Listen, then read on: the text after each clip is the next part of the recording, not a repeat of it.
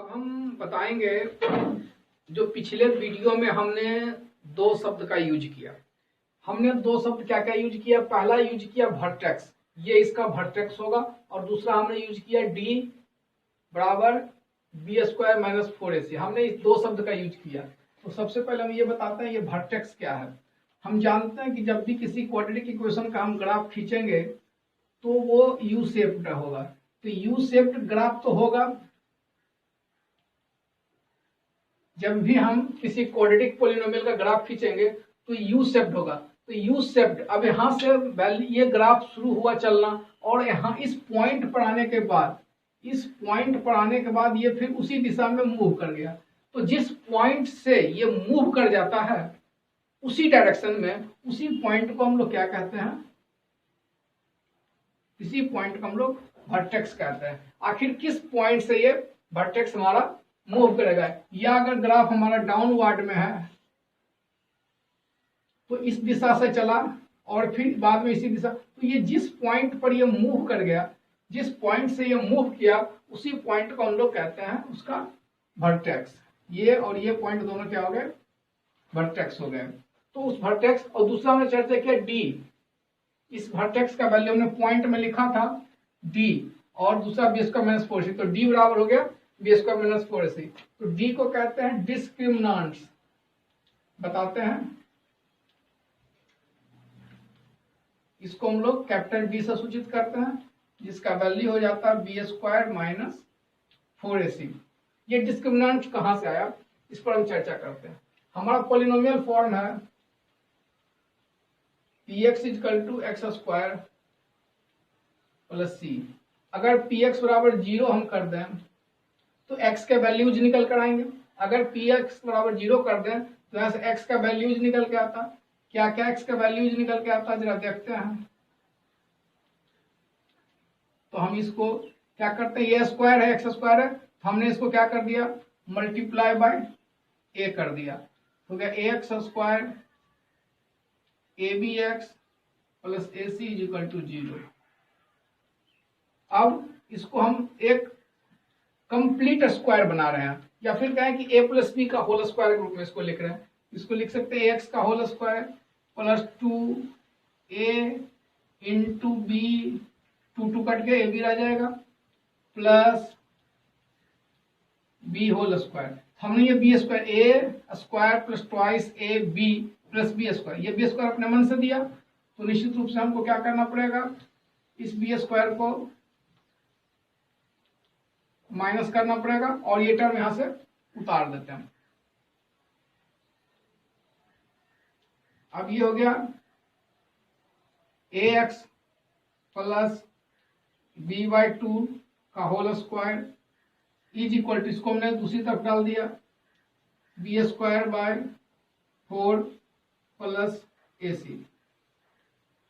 इसका एलसीएम ले लेते हैं, क्या हो जाएगा B square minus 4ac bye 4। अब यहां से स्क्वायर हटाते हैं तो क्या हो जाएगा, ax प्लस b/2 बराबर under root b square minus 4ac divide by 4। तो B square minus 4ac bye 2। अब यहां से हम इसका वैल्यू सॉल्व करके लावे तो हमको आएगा x बराबर minus b plus minus under root b square minus 4ac by 2। इसी बी स्क्वायर माइनस 4ac को, यहाँ जो बी स्क्वायर माइनस 4ac आया है, इसी बी स्क्वायर माइनस 4ac को हम लोग क्या लिख देते हैं, माइनस बी, इसी को हम लोग मान लेते हैं d by 2। B square minus 4ac को हम लोग क्या मान लेते हैं, डी। अब यहां से जो हम बात कर रहे थे डी, तो हमने समझा दिया डी बराबर बी स्क्वायर माइनस 4c, ये माना हुआ है। बी स्क्वायर माइनस 4c जो बड़ा टर्म है इसको हमने छोटा करके डी में कर दिया, इसको डिस्क्रिमिनेंट्स बोलते हैं। अब यहां से गौर किया जाए, वर्टेक्स की बात हम अगर करते हैं तो इक्वेशन हमारा आया है ax स्क्वायर प्लस b/2 का whole square is equal to इतना, यानी ये फॉर्म क्या है, स्क्वायर के रूप में है। हमारे पास टर्म है ax स्क्वायर माइनस bx बराबर ax प्लस b/2 स्क्वायर बराबर इतना, यानी now a x plus b by 2 का होल स्क्वायर, ये चूंकि स्क्वायर है इसीलिए इसका वैल्यू क्या होगा, इसका वैल्यू हमेशा क्या होगा, 0 से बड़ा होगा या 0 के बराबर होगा।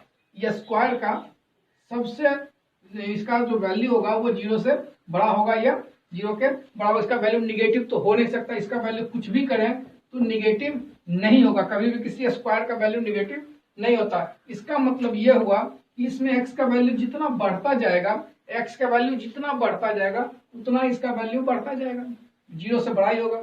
तो इसका मिनिमम वैल्यू क्या हो सकता है, अगर हम सोचें तो इसका मिनिमम वैल्यू खूब कम करेंगे, बहुत कम करेंगे तो 0 तक आएंगे। तो x के किस मान के लिए इसका वैल्यू 0 हो जाएगा, x के किस मान के लिए इसका वैल्यू 0 हो जाएगा, तो x के इस मान के लिए इसका वैल्यू जो है वो 0 हो जाएगा। यानी x के इस मान के लिए इसका वैल्यू 0 हो जाएगा, यानी x के इस मान के लिए फिर y का वैल्यू क्या होगा, अगर x का इस पॉइंट निकालेंगे तो ये y का वैल्यू क्या निकलेगा, तो इस पर भी चर्चा कर लेते हैं। अगर हम इसको सॉल्व करें,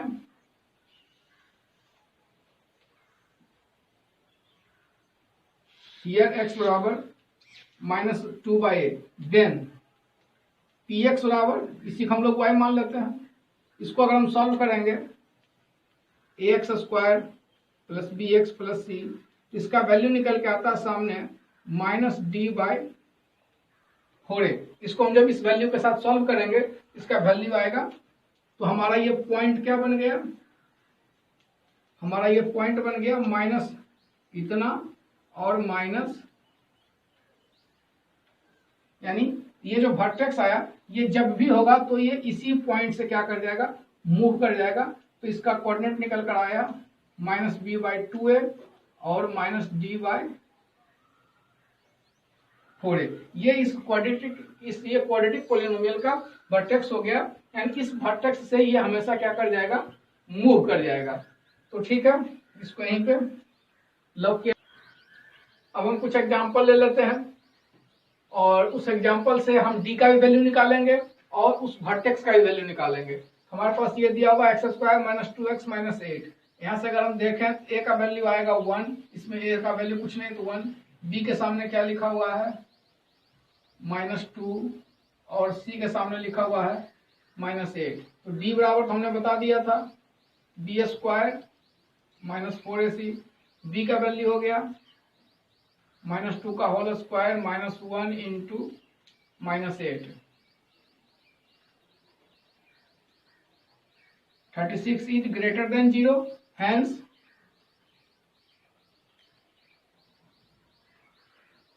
polynomial has two distinct value,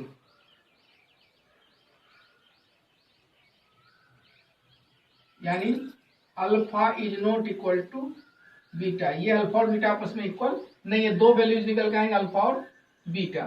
तो हमने बता भी दिया था अल्फा का वैल्यू क्या आएगा निकल के, अल्फा का वैल्यू आ जाएगा -b प्लस माइनस √d/2a। इसको सॉल्व कर देते हैं, हो गया 2 प्लस माइनस √36/2, 2 प्लस माइनस 6,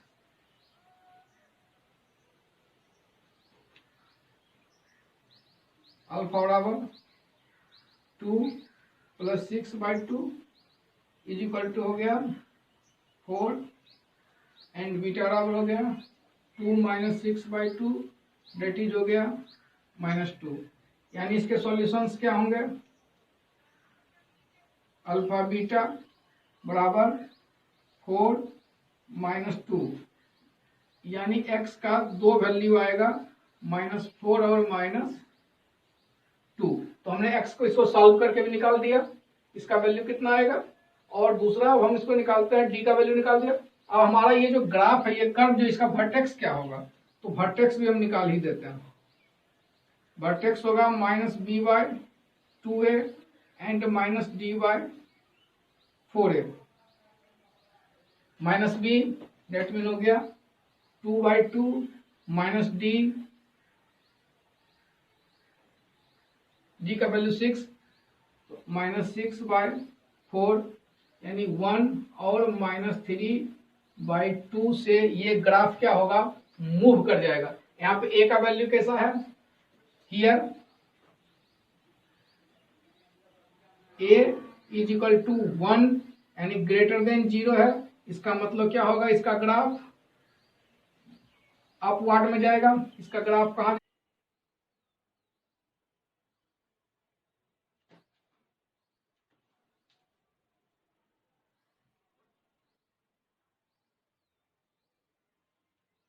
जब हम इसका ग्राफ खींचते हैं तो ये देखते हैं आ गया है प्लस और माइनस। प्लस माइनस का मतलब हो गया ये हमारा किस क्वाड्रेंट में जाएगा, फोर्थ क्वाड्रेंट में जाएगा। तो ग्राफ देखिए फोर्थ क्वाड्रेंट में है। इस पॉइंट पर यानी ये एक्स के सामने 1 और वाई के सामने -3/2, इस पॉइंट से ये क्या हो जाएगा, ग्राफ यहाँ से ऐसे उसी दिशा में मूव कर जाएगा। तो इससे हमने क्या किया कि इसका हमने ग्राफ रिव्यू, किस पॉइंट से ये मूव करेगा उस पॉइंट को भी हमने निकाला। और सीखे कोई पॉलिनोमियल दिया हुआ है उसका हम लोग ग्राफ कैसे निकालते हैं और उसके सॉल्यूशंस कैसे निकालते हैं और उसके वर्टेक्स कैसे निकालते हैं। अब हम एक सवाल पे विचार करते हैं जो इसका रिवर्स दिया हुआ है, यानी हमको इसमें क्या दे दिया, इसमें हमको ग्राफ ही दे दिया। पहले ग्राफ इस पॉइंट पे कट कर रहा। क्वेश्चन है find the quadratic polynomial whose vertex is इतना and passes through the point इतना, यानी इसका वर्टेक्स दे दिया गया है और एक पॉइंट दे दिया गया है 0,9। इस पॉइंट से ये क्रॉस कर रहा है। तो इस किस पॉलिनोमियल का हमको ये ग्राफ है एंड हमको इसे पॉलिनोमियल निकालना। तो हम यहाँ देखते हैं ये 0 और 9 पे कट कर रहा है, 0 और 9 पे कट कर रहा है। यहाँ x का वैल्यू कितना है, 0 है। तो हम जानते हैं px is equal to y is equal to ax² plus bx plus c। तो x का वैल्यू है यहाँ पे 0, x का वैल्यू हो गया 0 और y का वैल्यू क्या है 9। ये 0 9 का मतलब हो गया x का वैल्यू 0 प्लस c। इससे ये पता चला c is equal to 9। c का वैल्यू कितना निकल गया 9। अब हमको a और b का वैल्यू निकालना। अगर हम a b का वैल्यू निकाल लेते हैं तो इस इक्वेशन में हम पुट कर देंगे, पॉलिनोमियल निकल जाएगा। दूसरा क्या पॉइंट दिया हुआ हमको, ये वर्टेक्स दिया हुआ, वर्टेक्स बराबर है 3 and 0। इसका मतलब हो गया -b/2a minus d/4a। Here -b/2a is equal to 3, hence b is equal to 6a and d/4a is equal to 0, that means d is equal to 0 यानी b² minus 4ac is equal to 0। ये x axis पे cut रहा है, एक ही point पे cut कर रहा है। इसका मतलब भी है यहाँ से भी इसका मतलब क्या हो गया था, d बराबर 0 होगा, d बराबर 0 होगा यानी अल्फा और बीटा यहाँ क्या होंगे, दोनों आपस में इक्वल होंगे। तो देख लेते हैं अल्फा और बीटा इक्वल होता है या नहीं। ये इतना b का वैल्यू हो गया 6a² माइनस 4a, इसका वैल्यू 9, 0, 36। यहाँ से हम 36 कॉमन ले लेते हैं यानी a - 1 बराबर 0। Here a is equal to 0 and 1। तो 0 पॉसिबल नहीं है, x का मान तो a का मान 0 नहीं होना चाहिए, a का मान 0 नहीं होना चाहिए। इसीलिए a का वैल्यू क्या होगा, a का वैल्यू 1 और a का वैल्यू जब 1 आ गया सो b का वैल्यू कितना हो जाएगा 6 × 1 that is 6।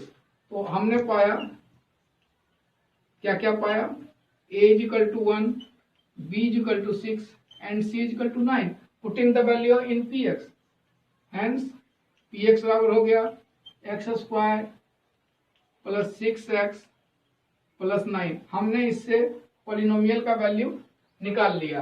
अब अगर हम इसे अल्फा और बीटा का वैल्यू निकालना चाहें तो वो भी निकाल सकते हैं। अल्फा बराबर क्या हो गया, minus b plus minus under root d by 2a। B का वैल्यू कितना है, 6 है, तो -6 प्लस माइनस 0/2 डेट मीन हो गया -3 अल्फा बराबर बीटा बराबर अल्फा बराबर बीटा बराबर 3, इतना बराबर